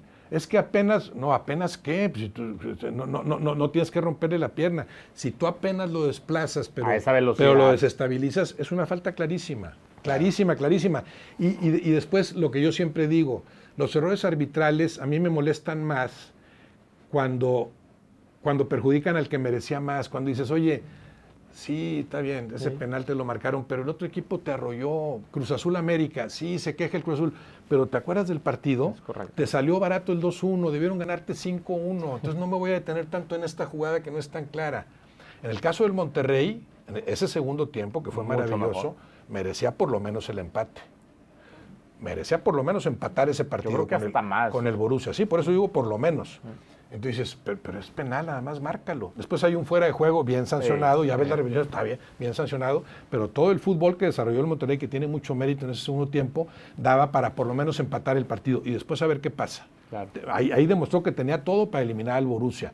Como no parecía que pudiera suceder antes del partido, ni después del primer tiempo, y dices, no, pues el Borussia van a meter otros dos. Paseando, exactamente. Sí, ese era penal clarísimo. Pero luego venimos aquí a la Liga MX y perdemos 3-0 con el Pachuca. Sí. Algo impresionante, ¿no? Sí, bueno, muy pegado también. Sí. Ahí es otro problema del fútbol actual en México y en todo el mundo. ¿Cómo dosificas? Claro. ¿Cómo manejas los descansos de los futbolistas? No pueden jugar 60 partidos en el año sin vacaciones. Un futbolista necesita 15 días, por lo menos, al año, de desconectarse por completo del fútbol. Claro. Mantenerse en forma, si en esos 15 días no te vayas a desvelarte, claro, y a alcoholizarte y a comer cosas que no debas. Y mantente moviéndote, está bien, pero olvídate del fútbol en 15 días. Olvídate del balón incluso, no veas un balón en 15 días. Eso refrescaría mucho a futbolistas y sucede a nivel mundial. El mejor mundial que yo he visto claramente es el de Qatar, el nivel en la cancha. Y tuvo que ver con eso, con que se juega en noviembre. Así es. Cuando los jugadores están, sobre todo los de la élite, los de las grandes ligas europeas, están queriendo acercarse al nivel óptimo porque ahí viene la fase final de Champions y similares. Entonces, eso y que se jugara en una sola sede, que no hubiera viajes, increíble cómo lo hicieron en Qatar, a pesar de las críticas bien merecidas de cómo se maneja ese país en muchas cosas, y de cómo ganaron la sede y de cómo construyeron todo lo que construyeron, ese sería otro tema, ¿no? Pero la organización ya del Mundial en sí, la logística, en una sola ciudad, no sé si 8 estadios, en una sola ciudad, que me tocó estar y ver cómo fluía todo, una sola ciudad que manejó perfectamente la Copa del Mundo. El estadio más cercano, el estadio más lejano creo que estaba a 40 kilómetros, ya no en la ciudad, pero es como decir, vete de aquí, mucho antes de Saltillo, ahí está el estadio más lejano, ¿no? La organización fue maravillosa, fue impecable, increíble, pero también el nivel de juego, menos cansancio porque no hay traslado, los equipos ahí están, con quién me toca en 3 días y regreso a mi hotel, claro, voy a entrenar, todo eso funcionó muy bien, hizo que el espectáculo futbolístico fuera otro. La final de Argentina-Francia, por mucho, para mí es la mejor final en la historia de las Copas del Mundo. Ah, ¿así de plano? Sí. Pero fue hasta el final, además, ¿no? También por lo dramático, sí, porque Argentina jugó muy bien de principio a fin, pero los franceses jugaban media hora. Sí, claro. Media hora y lo pusieron muy dramático y todo. Sí. No, pero el nivel de juego quizá hubiera sido más elevado si Francia empieza más fuerte. Francia como que se tardó en entender que estaba perdiendo la final de la Copa del Mundo, ¿no? Pero fue una final muy bien jugada y muy dramática, emocionante. Golazo, por la forma en la que termina. Porque a mí me da mucho gusto que se haya consagrado a ese nivel la figura de Messi, porque muchos decían que le faltaba un mundial increíblemente. No valen los 1,200 partidos que has jugado y las 65,000 veces que has tocado una pelota y lo que has hecho con ella. No has sido campeón del mundo. O sea, como si el asunto fuera individual, además, como si los campeonatos del mundo no se ganaran colectivamente, ¿no? Entonces, por ese lado me dio mucho gusto, porque me parece una figura inconmensurable, incomparable en la historia del fútbol, y porque además fue mejor Argentina. Entonces, al final gana bien ese título, ¿no? Así es. Incomprensible que hasta los propios argentinos, algunos reporteros decían lo que tú dices, la crítica a Messi, no, sí, le falta un mundial. Oye, ¿cómo? No, la crítica empezaba en Argentina. Así es. No, serás muy bueno, pero Maradona es Dios. Sí, lo que había hecho Maradona, maravilloso, pero yo me acuerdo de Maradona, partidos que no tocaba la pelota, pues claro, no recuerdo otro futbolista en la historia que en cada partido lo vieras al nivel de Messi, con sus partidos disque flojos, pero el partido flojo es porque nada más dio un pase para gol. No metió 3 goles, esos son sus partidos flojos. Con el PSG estuvo muy flojo porque nada más fue campeón en Francia, pero los eliminaron en la Champions, en una semifinal o algo.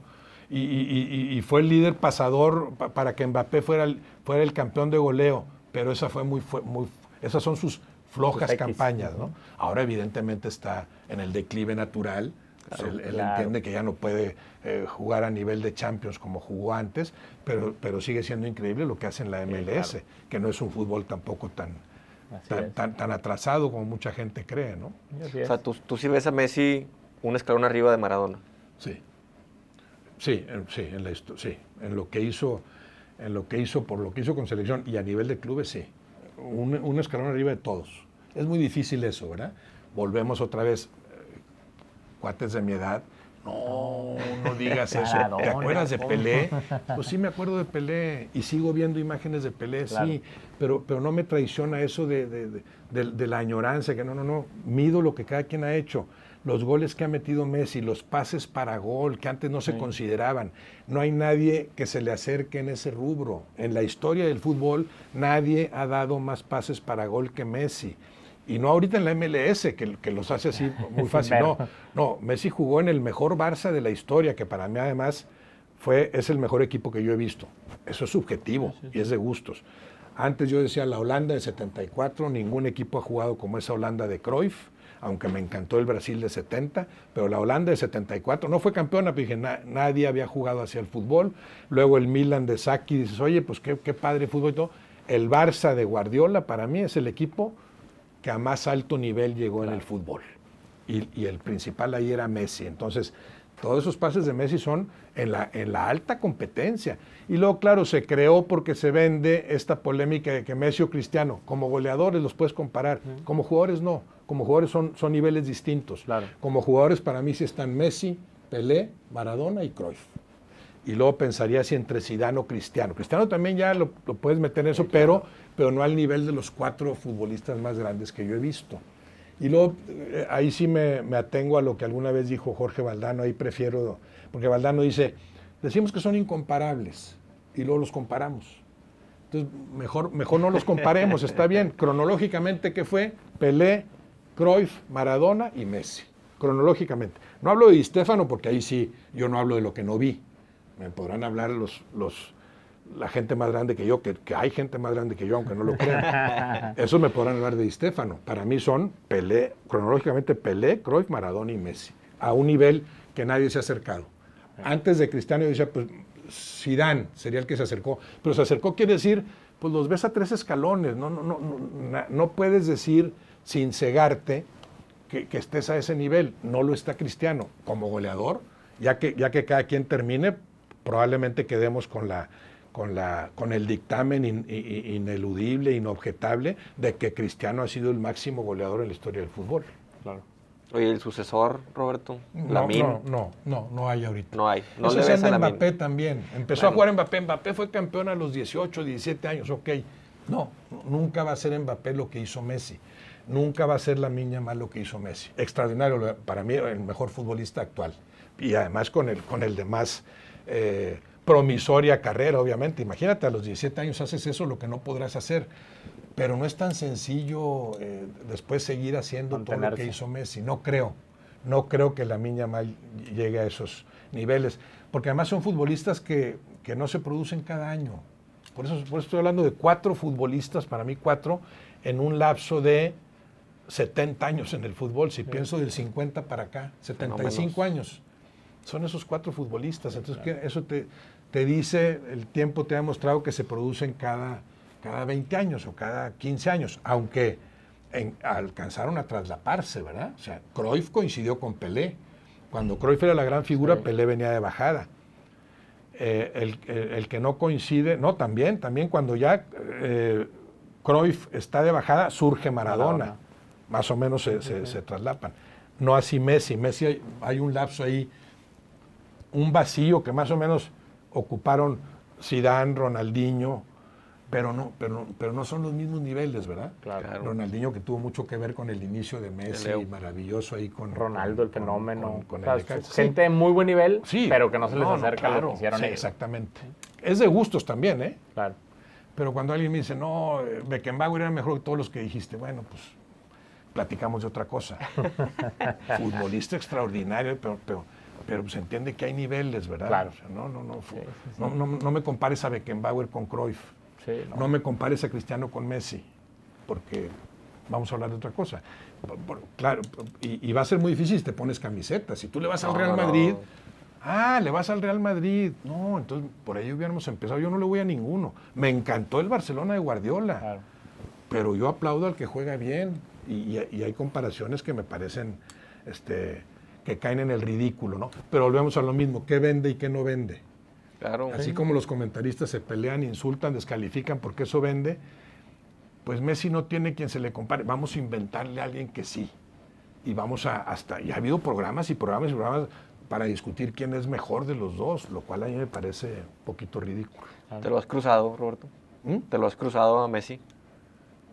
No, en persona no. Fíjate que mi esposa se lo topó en un aeropuerto y tiene una foto con él, sí lo presume. No, y no es algo que a mí me interesa ver a Messi en la cancha, platicar con él, pues no.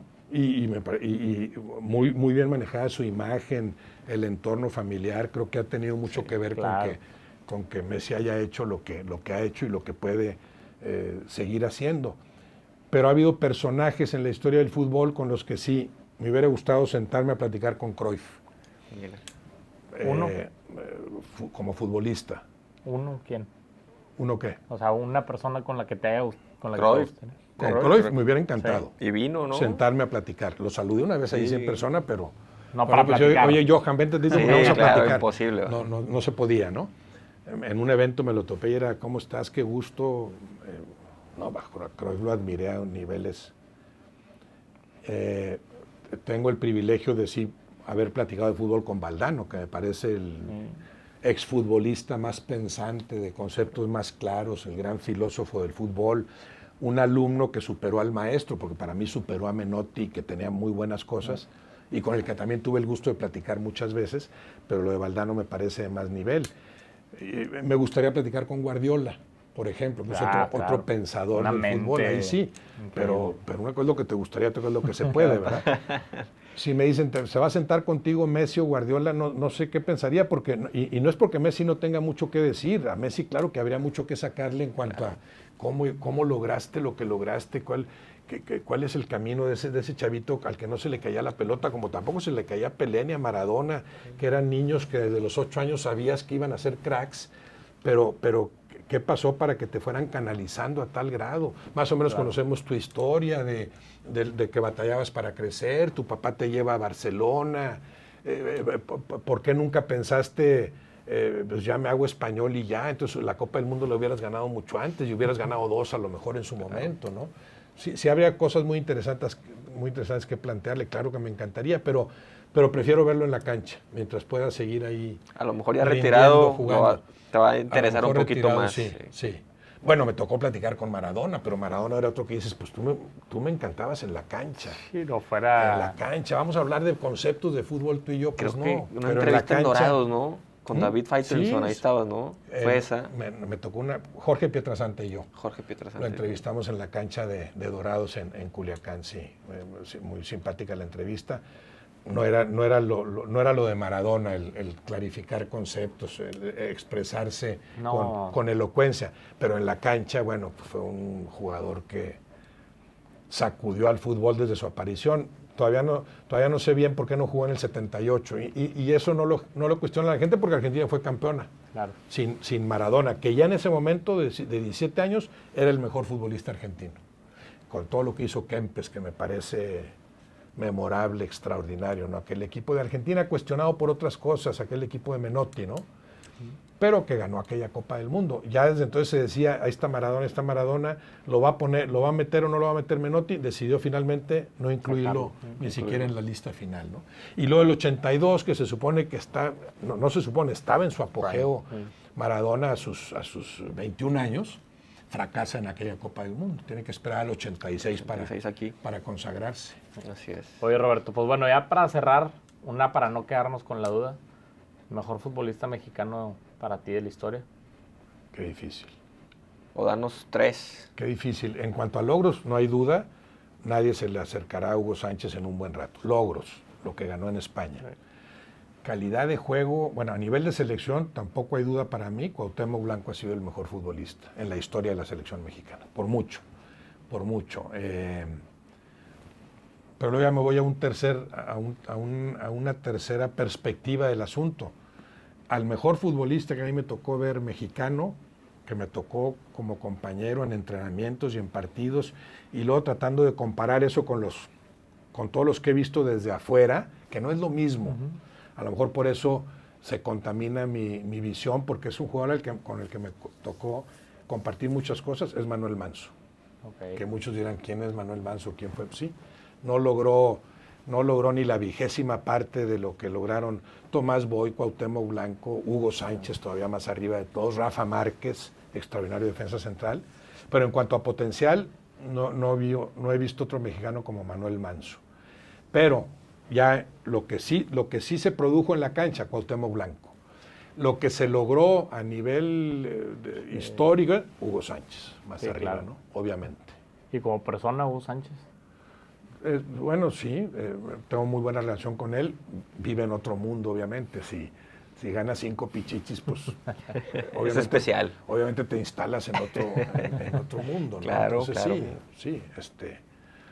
Pero como rematador en su momento, luego entra este nacionalismo, ¿verdad? Oye, ¿por qué hablas bien de Maradona y no dices que Hugo? Bueno, porque son niveles distintos. No, claro. No me pidas que yo compare Hugo con Maradona. A mí no me interesa la nacionalidad, son niveles distintos. Pero a Hugo, que le reconozco como rematador en su momento, no había otro como él. Para rematar de cabeza, de chilena, era el especialista, el mago en ese sentido, imitado después por muchos. Eso de Cristiano, yo creo que tenía mucho en la mente, voy a meter un gol así, y después mete una chilena Cristiano también, perfecta, increíble, ¿no? Entonces, en su momento Hugo, como rematador, incomparable, ahí sí a nivel mundial. En ese momento, a nivel mundial, podría decir soy el mejor rematador. No el mejor centro delantero, nunca fue el mejor centro delantero del mundo, pero sí soy el que mejor remata en estos momentos. Y además cayó en el momento oportuno, en el lugar propicio. Era un Real Madrid avasallador, un Real Madrid que dominaba ampliamente la liga, como pocas veces ha sucedido, el Real Madrid de Butragueño, Michel y compañía, y que encontró en Hugo al mejor centro delantero posible para coronar todas esas jugadas, ¿no? Sí, claro. Entonces sí, lo de Hugo es extraordinario, pero luego sale esto, el penal con Corona no se marcó porque el árbitro era argentino. Pues no, hay una rivalidad México-Argentina, pues rivalidad será de los mexicanos hacia los argentinos. Los argentinos pues no tienen a México como rival, piensan en Brasil y piensan en Alemania y piensan en Inglaterra. Claro. Entonces, más allá de las nacionalidades, pues no te puedo decir que Hugo Sánchez está entre los 10 mejores futbolistas del mundo en la historia, pues no me puedo hacer tonto solo, ¿verdad? Claro. Y en su momento Hugo reclamaba que no se le alababa como a Maradona, porque fueron contemporáneos, ¿verdad? Sí. Hugo un poco mayor yo creo que de la edad. No, Hugo un poco mayor que Maradona debe ser. Hugo es 2 años menor que yo, y Maradona, ¿cuántos años tendría ahorita? Todavía más abajo, ¿verdad? Maradona muere de 60 años, y ahorita tendría 64, no sé, sí. 5 años. Entonces todavía menor que Hugo, pero coincidieron mucho Maradona y Hugo. Pero son figuras de distinto tamaño. Otro nivel. Obviamente. Sí. hay otros niveles. Y luego se da también lo otro de, una cosa es ser un gran futbolista y después ser un gran director técnico o un buen dirigente o un buen comentarista de fútbol. Claro. Y eso ha proliferado también en la televisión mexicana deportiva actual. Sí. Ya terminaste de jugar, ya tienes chamba. Sí, claro. Luego vemos cómo lo haces, por lo pronto ya tienes chamba. Cuando sí creo que habría que elevar los raseros, ¿no? 100%. Los parámetros para poder llegar a ser. Por ejemplo, terminas de jugar, oye, vamos a elevar el parámetro y no nada. Sí. Claro. Pero también es cierto que es muy importante para la gente, a veces es qué dijo, cómo lo dijo, puede ser importante, pero para muchos es quién lo dijo. ¿Quién lo dijo? Ya Claro. viste que Pelé dijo no sé qué, me decían en su momento, pues qué padre, pero Pelé lo que decía, para mí lo mejor que decía, lo decía en la cancha. Sí, claro. ¿Ahí ya estuvieron las 6 preguntas, sí o no? No, todavía nos faltan. Ok. Ya una que otra, ya te hicimos casi todas. Todas han sido salidos rumbo a la marcha Sí, y pues no. Más plática. Y ahora sí, ya pónganse a grabar, pero más plática, algo que... Si mañana fueras el presidente de la liga, ¿cuáles serían tus primeras 3 acciones a tomar? Se reinstala ascenso-descenso. El cupo para mexicanos se amplía. Tiene que jugar cualquier equipo con 6 mexicanos. Siempre tiene que haber 6 mexicanos en la cancha. ¿Esas 2? Falta una más. Ah, dijiste 3. Siguiente acción. Siguiente acción. La multipropiedad, pero mañana. Se radica. Mañana. Es que no tiene comprador, perfecto. Entonces jugamos con 14 equipos. A ver cómo le hacemos. O esa plaza la cubrimos con alguien. No puede haber alguien con 2 equipos. Esas serían las primeras 3. Ya le hicimos la chamba. Y no se puede con ningún. No, la segunda es la que sí se podría. Y lo han ido tratando de reducir, el número de extranjeros. Ya le hicimos la chamba a Mikel Arriola. Sí, no, pues... No lo dejan, se me hace. No puede. Él ni siquiera, a lo mejor tendrá su propia perspectiva del asunto, pero sabe que hay cosas que puede hacer y cosas que no, cosas que claro. él no decide. Lo controlan los mismos. Sí, claro. 100%. Mañana debuta la selección en el Mundial. ¿Cuál es tu 11? Qué difícil porque, bueno, no los he visto entrenar. Si me dejas ver los 3 días de entrenamiento y veo que Ochoa está bien, aunque ha estado inactivo allá, Ochoa para. Tú te la juegas con Ochoa. Por experiencia. Pero no me la juego. O sea, más bien, no me la juego con Malagón y pongo a Ochoa. Tienes razón, tienes razón. Pero, pero tendría que verlo a Ochoa también, claro. Estoy seguro. Yo creo que eso sí lo sabrá Javier Aguirre. Todavía está la oportunidad de que Malagón retome el extraordinario nivel de hace un año, pero sí tiene 2 torneos incluidos en ese lapso los partidos con selección, en que evidentemente ha bajado. Entonces sí no me inspira mucho. Entonces Ochoa... hay crisis por derecha, ¿eh? Sí, por derecha no está fácil, depende contra quién. En algunos partidos sería Jorge Sánchez y en otros sería Kevin Álvarez o algún otro, Israel Reyes, Huescas, no sé, el que en ese momento estuviera. Centrales, Montes y Johan. Ahí está clara. Por izquierda Gallardo. Sí, otros, compítele. El titular es Gallardo y vamos viendo. Los demás compitan. En medio Edson Álvarez, inamovible. En este momento Marcel Ruiz. A mí me gusta, bueno, es que es muy difícil. Sé que Eric Sánchez no le gusta a Aguirre y probablemente no regrese a la selección. Y ha tenido con el América también sus altibajos, pero me gusta en una posición así más adelantada. Bueno, Edson Álvarez y Marcel Ruiz, ahorita, sí, indudables. Gilberto Mora, tendría que seguir viéndolo. Me gustó mucho lo que hizo ahí, pero todavía no hay suficiente sustento, ¿no? Como para medirlo. Adelante, creo que ahorita Alexis Vega y Raúl Alonso Jiménez serían indiscutibles titulares. Y la otra posición, a ver Alvarado, ¿vas a mejorar o no? Quiñones, ¿me puedes dar algo? No, aunque a mí no me gustan los naturalizados. Tecatito. Para mí no jugaría ni Quiñones, ni Berterame, ni Fidalgo en la selección, pero probablemente veamos a los 3 en la Copa del Mundo, ¿no? ¿Por qué no te gusta? No hay quien haga lo que hace Fidalgo ahorita en medio, porque para mí es como falsear tu propio fútbol. O sea, Fidalgo, maravilloso, pero Fidalgo ya llegó formado de España, o sea, no es un futbolista que se formara en México, no es nada más donde naciste, lo dicen, oye, Francia, ¿ya viste? Bueno, revisen a Francia y díganme qué jugador de la selección francesa llegó a Francia después de sus 14 años. Ninguno. Hay uno, la mayoría nació ahí, aunque con ascendencia africana, varios de ellos. Y hay otro que a los 4 años se fue a vivir a París y ahí creció como futbolista. Y cuando mucho el que llegó a los 11 años o 12 años, sí, ese es un futbolista francés. Claro. Mexicanos, pues no. Quiñones, pues es un futbolista colombiano que hizo la mayor parte de su carrera aquí, llegó a los 18 años, me parece bien. En su momento Ciña me disgustaba menos en ese sentido porque llegó a los 17 años porque empezó a jugar en la segunda división Saltillo, acá en Saltillo, creo. Entonces, bueno, en términos futbolísticos sí tiene mucho de mexicano. Claro. Si no, pues es hacerte tonto solo y darles a los directivos elementos para decir, ¿para qué formas futbolistas? Vete ahorita a Argentina, a Colombia, a Ecuador, a Uruguay y tráete a las figuras de 18 años. En 2 años los naturalizamos y el mundial que entra lo jugamos con 7 naturalizados. Entonces yo exagero para que me digan, a ver, si los aceptas, bueno, ¿hasta dónde los aceptas? ¿Te gustaría una selección que ahorita no tuviera dudas? Javier Aguirre dije, no, el portero es Volpi.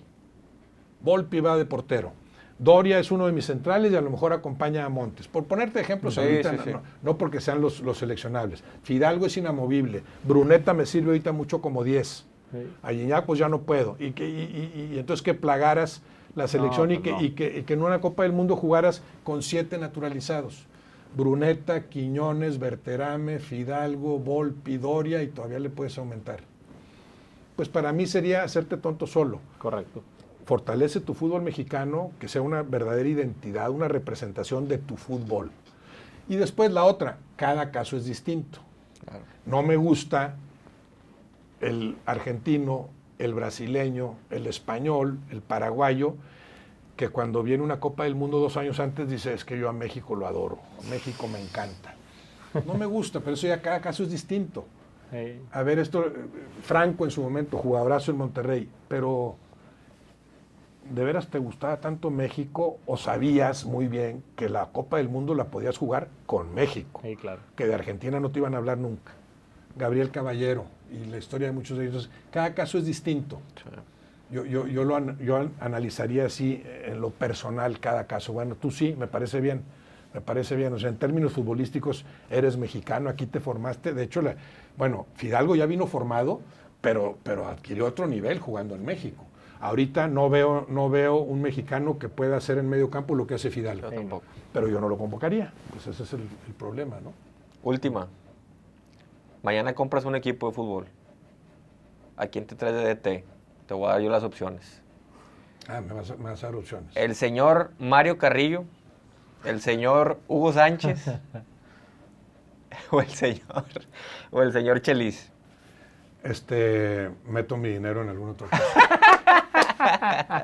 Un saludo a Fútbol Picante. Un saludo. No, bueno, de esos 3, es muy difícil, tendría que hablar de cada caso. De esos 3, si nada más fueran esas 3 las opciones, contrataría al Chelis. Mira. ¿Sí? Te iba a dar al Tuca Ferretti, pues se le iba a dar al Tuca Ferretti. No, bueno, el Tuca yo sabía que... No, el Tuca es el máximo triunfador en la historia del fútbol mexicano y no por casualidad. No es nada más... sí, es que con los Tigres te tocó una gran generación. No, de los 7 títulos, 5 con Tigres, pero ganó uno con Chivas, ganó uno con Pumas. Impresionante. Circunstancias muy distintas. Ganó con Tigres de las grandes inversiones y de las figuras extranjeras, pero ganó con los otros 2 equipos más mexicanos que había en ese momento. Las Chivas desde siempre y los Pumas en una época en que todavía se abastecían mucho más de futbolistas mexicanos. Claro. Tenían 3 o 4 extranjeros máximo. Claro. Y con ellos ganó sus títulos, ¿no? Claro, y además veías en Ferretti, veías en los equipos de Ferretti de inmediato la mano, o sea, este equipo juega así porque ahí está Ferretti organizándolo, como veo la mano yo en los equipos de Miguel Herrera, también, muy claramente, como en su momento de Vucetich también, el equilibrio, la sensatez, aprovechar a cada futbolista, ¿no? Sí creo que ahí hablamos de técnicos de otro nivel, claro, de otra estatura. ¿Ves al Tuca otra vez dirigiendo? Sí, creo que no sucederá porque tiene como que muy restringido el número de equipos que le gustaría dirigir. Él dice que nunca dirigirá al América, por ejemplo. Así decía la selección. Le encantaría volver a dirigir en Monterrey, no está nada fácil. No agarraría cualquier equipo, creo, pero sí lo veo con la energía suficiente y con la capacidad como para volver a dirigirse. Qué bien le cayó el Tuca Ferretti ahí, ESPN, ¿no? Pues parece que sí. A mí me gusta mucho más como técnico. Claro. Como técnico. Has andaba peleando el otro día con el Piojo. Bueno, no fue con el Piojo, fue por el tema de Gilberto Mora, precisamente. No, Perdón, Rodrigo Parra. De Parra, del portero de Pumas. Así es. Creo que consigo mismo se peleó. A veces sí, se pelea consigo mismo, pero está bien. ¿Extrañan a David o no? David, muy buen compañero mío, sí, claro, creo que perdió mucho ESPN con su salida, más o menos coincidió por ahí con la llegada de Javier Alarcón, que ha revitalizado y enriquecido el regreso de Ricardo Peláez, pero no, claro, David tiene un tipo de periodismo que sabe crear polémica sin ser tan burdo el asunto, o sea, él sabe por dónde va y eso vende y me parece válido, me parece bien. Un cuate preparado que sí se atreve a decir muchas cosas y que maneja ese nivel de polémica para mí aceptable todavía. No es nada más, te voy a recibir, te voy a decir tal cosa nada más para vender, no. Es más elaborada, más inteligente su forma de convertir en polémica los asuntos del fútbol. Claro. Yes. Oye, Roberto, pues bueno, la verdad es que excelente plática, es un placer tener y yo creo que pudiéramos invitarte a comer y seguir platicando y platicando y platicando de fútbol, de esto que nos apasiona, pues ahora sí que a muchísima gente. Y como tú dices, lo más importante es cómo se transmite a esa gente para que al final el mensaje sea claro y no sea pues nada más aventar chicharrón al aire, ¿no? Entonces, pues muchísimas gracias por tu tiempo. Vamos nomás a que nos haces el favor, Roberto, aquí de dejarnos tu autógrafo. A ver si aquí en lo amarillito. En un balón negro con tinta negra. Pues aquí en lo amarillo. Entonces, ¿sí? Es que mira, ya fue el que nos quedó, hombre. Ah. Vamos a juntar todos. ¿Y no tienes un plumón blanco? Tengo uno azul, pero no, pues va a ser lo mismo. No, aquí, ahí te va. Ahí en lo amarillo se ve el negro. Como que yo luego les voy a mandar una playerita a todos nuestros invitados para que nos la firmen y enmarcarla. Roberto, muy bien. Un placer tenerte aquí. No, hombre, gracias. Siempre vas a tener la silla abierta. Como ya te dije, pues un placer poder platicar de todas estas historias contigo. Y pues bueno, padre. Roberto, muchas gracias. Esta es tu casa. Gracias. Muchas gracias. Me dio mucho gusto. Futuramente haremos un panel con todos nuestros invitados. Ojalá nos acompañes en un futuro. Va a estar muy interesante el ejercicio. Pero pura gente de fútbol. ¿Cuando llegue a 20, a 40 o cuándo lo van a hacer? Pues cuando se acabe la primera temporada, yo creo que a partir del siguiente mes más o menos. Ahí, va a estar interesante. Con mucho gusto. A ver si convencemos al Tuca. Andamos en eso. Seguramente lo convence. Seguramente. Muy bien. Gente, muchas gracias por estar en un capítulo más de Pláticas de Vestidor. Nos vemos pronto, señores.